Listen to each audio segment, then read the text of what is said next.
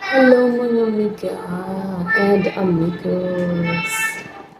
Welcome again dito sa aking tutorial. So dahil meron kasi ditong try yung customer. So gagamitin ko guys para sa kilay. Kasi ayan wala na naman siya. Na-erase na naman. So magkukulay ulit ako. Meron akong petroleum jelly. Para hindi makulayan ito sa baba, lagyan natin siya ng petroleum jelly. Kung sa Arabic, Vaseline. Kumusta ang buhay-buhay natin mga mga miko dyan. Lalo sa mga Bisaya, agoy nalagyan.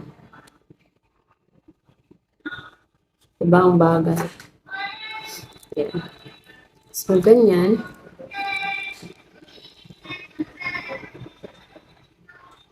Kailangan natin ng natural yung harapan. So,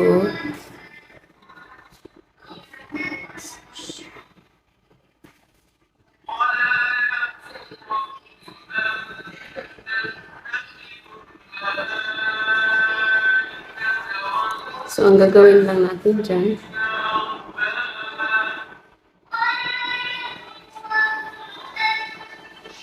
brush.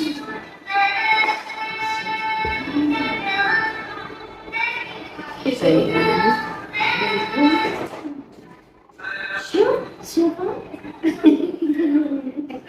Tapos, itong kalat.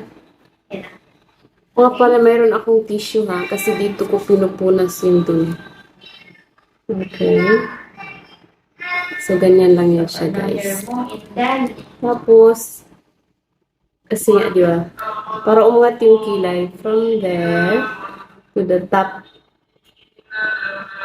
Ang tawag dyan? Sa corner ng ating kilay. Diba? Tapos from here, idudugtong lang po natin. O, diba? Hanggang sa mabuo. So, ayan siya, guys. Okay. O, diba? Kung gusto niya pa na iangat, pwede niyo rin naman siya iangat. Baka?